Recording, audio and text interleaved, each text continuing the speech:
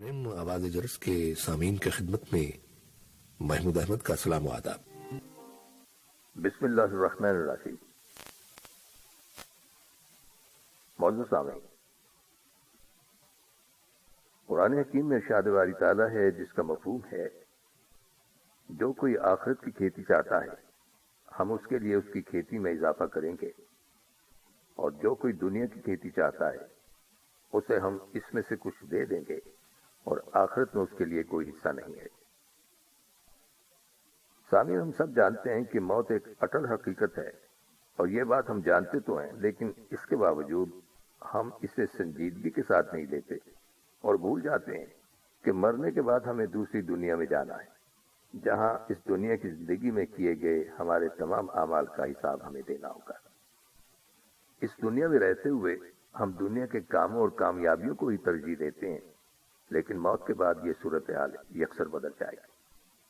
انسان کو اس دنیا کے کسی کام اور کسی کامیابی سے کوئی سروکار نہیں ہوگا۔ وہاں صرف ایک بات اہم ہوگی کہ اللہ کی ناراضگی سے آج کیسے بچا جائے۔ اس وقت انسان کو اس بات کا پچھتاوا ہوگا کہ میں نے دنیا میں رہتے ہوئے اس دن کی تیاری کیوں نہیں کی، یہاں کے لیے یعنی آخرت کے لیے سامان کیوں نہیں تیار کیا۔ ہماری اس دنیا کی زندگی میں بہت سے لوگ پریشانی کے وقت ہمارے ساتھ کھڑے ہو جاتے ہیں، لیکن وہاں ہمیں بالکل مختلف صورتحال کا سامنا کرنا ہوگا۔ عقل مند انسان وہ ہے جو آج کے دن میں کل کی تیاری کرے، جو کام بھی کرے اسے آخرت کو مد نظر رکھتے ہوئے کرے۔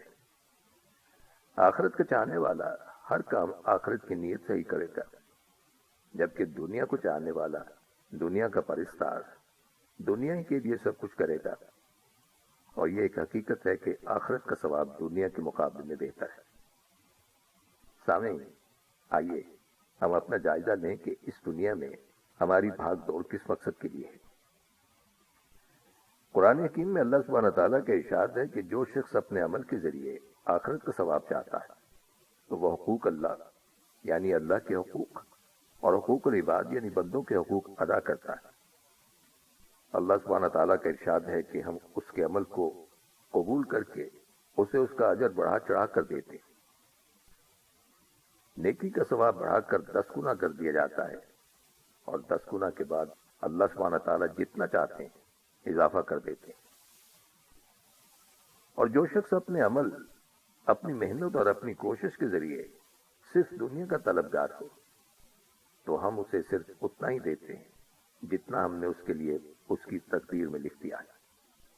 ملے گا وہی جو اس کے مقدر میں ہے، جبکہ دوسری جانب آخرت میں اس کے لیے کوئی اجر و ثواب نہیں ہوگا۔ آخرت میں ایمان لانے والوں اور نہ لانے والوں کا قرآن حکیم میں ذکر کیا گیا ہے کہ مومن آخرت کا امیدوار ہوتا ہے۔ اس دنیا میں اس کے بیشتر اعمال آخرت کی جانب سے خالی نہیں ہوتے، جبکہ اس کے برعکس جو شخص دنیا ہی میں سارے فائدے حاصل کرنا چاہتا ہے تو پھر آخرت پر اس کا ایمان پختہ نہیں ہوتا۔ یاد رکھیے کہ اس دنیا میں انسان کو جو کچھ ملتا ہے وہ محدود ہے، جتنا اس کے نصیب میں لکھ دیا گیا ہے اس میں اضافہ نہیں ہوتا، اور یہ دنیا کا ساز و سامان ہمیشہ قائم نہیں رہتا، کیونکہ موت آنے کی صورت میں سب کچھ ختم ہو جاتا ہے۔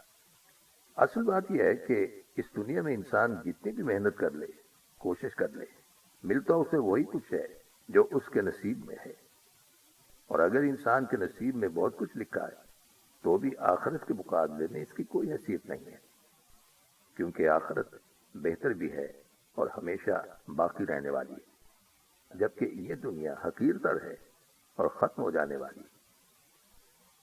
ایک اچھی نیت رکھنے والے مومن کو اپنے اعمال کا آخرت میں کئی گنا بڑھا چڑھا کر بدلہ ملے گا، اس کے مقابلے میں اس شخص کو جس نے صرف دنیا کے لیے کام کیا، جس کا ایمان پختہ نہیں تھا، یعنی وہ ایمان کا دعویٰ کرتا تھا لیکن اس کی نیت صرف دنیا کے فائدے کے لیے تھی، تو اسے آخرت میں کچھ نہیں ملے گا، اس لیے کہ اس کی کوشش نہ آخرت کے لیے تھی اور نہ ہی اس کی نیت آخرت کے لیے تھی۔ دنیا کو آخرت کی کھیتی کہا گیا ہے۔ کھیتی کی مثال دینے میں ایک حکمت بھی ہے۔ اس لفظ پر اگر آپ غور کریں تو آپ کو سمجھ آئے گی کہ کھیتی کرنے والا اپنی کھیتی میں کاشتکاری میں، شجرکاری میں ہلکان ہو جاتا ہے. وہ نہ دن دیکھتا ہے اور نہ رات دیکھتا ہے. دن کے وقت سخت دھوپ میں کام کرتا ہے، راتوں کی نیند قربان کر کے سخت سردیوں میں رات کے وقت اپنے کھیتوں کو پانی لگاتا ہے. وہ ایسا کیوں کرتا ہے؟ اس لیے کہ اسے اس کھیت سے غلے اور پھل کی توقع ہوتی، اسے امید ہوتی ہے کہ یہ کھیتی اسے فائدہ دے گی. اسی سے حضرت ابن عمر رضی اللہ تعالیٰ عنہ کا فرمان ہے کہ آپ اس دنیا کی کھیتی اس طرح کریں کہ گویا آپ نے ہمیشہ زندہ رہنا ہے، اور آخرت کے لیے اس طرح عمل کریں جیسے کل ہی مر جانا ہے. یعنی اگر آپ ایک روز دنیا کی کھیتی نہیں کریں گے تو آپ سوچیں گے کہ کل کر لیں گے، لیکن آخرت کے لیے فوری طور پر عمل کریں کہ ہو سکتا ہے کہ کل نہ آئے. سامعین، دنیا اور آخرت کے ثواب کے حوالے سے لوگوں کی کچھ قسمیں ہیں. نمبر 1، عبادت کو بغیر ثواب کے کرنے والے.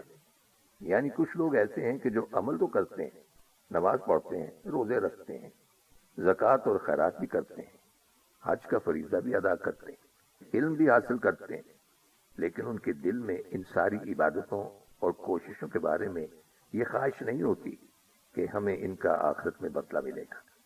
نیت کے بغیر ہی کرے جا رہے ہیں. نماز ہے تو ایک مشین کی طرح پڑھے جا رہے ہیں. زکوٰۃ چونکہ فرض ہے، ادا کرنی ہے، اس لیے زکوٰۃ دے دی، لیکن ان کی کوئی نیت اور ارادہ نہیں ہوتا اس عمل کے کرنے میں کہ ہم یہ اس لیے کر رہے ہیں کہ اس کا آخرت میں اجر اور ثواب ملے گا.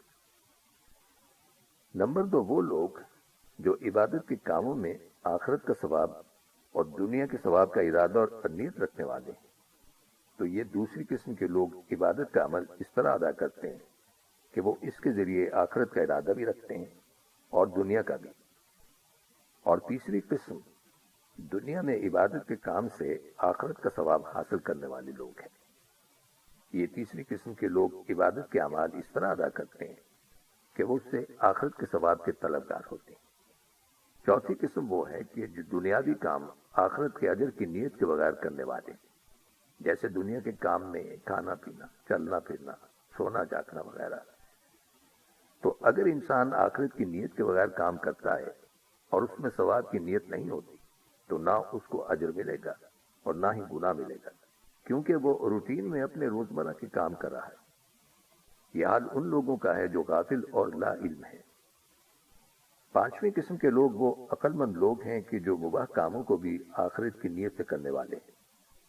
مباح کاموں سے مراد وہ سارے کام جو حلال ہیں. مثلا کھانا کھا رہے ہیں، اس میں بھی ان کی نیت اچھی ہے. گھر کے کام کاج کر رہے ہیں، ملازمت کر رہے ہیں، محنت مشقت کے کام، مزدوری وغیرہ کر رہے ہیں اور اپنے بیوی بچوں کے لیے کما کر لاتے ہیں، لیکن ان کی سوچ یہ ہوتی ہے کہ یہ سب کچھ ہم اللہ کی رضا کے لیے کر رہے ہیں. اللہ نے ہم پر یہ ذمہ داری عائد کی ہے جسے ہم پورا کر رہے ہیں. تو ایسے لوگوں کا کام خواہ وہ پوری طرح سے دنیاوی نوعیت کا ہو، اس پر بھی انہیں اجر ملے گا، کیونکہ انہوں نے یہ سب کچھ اللہ کی رضا کے لیے کیا اور آخرت میں اجر پانے کی نیت سے کیا. وہ سوتے بھی ہیں تو اس لیے تاکہ ان کی تھکاوٹ دور ہو اور وہ زیادہ سے زیادہ اچھی عبادت کر سکیں. وہ اگر جسمانی ورزش کرتے ہیں، ایکسرسائز وغیرہ کرتے ہیں تاکہ وہ صحت مند رہیں اور عبادت اور اللہ کی اطاعت کے کاموں کے لیے قوت حاصل کر سکیں.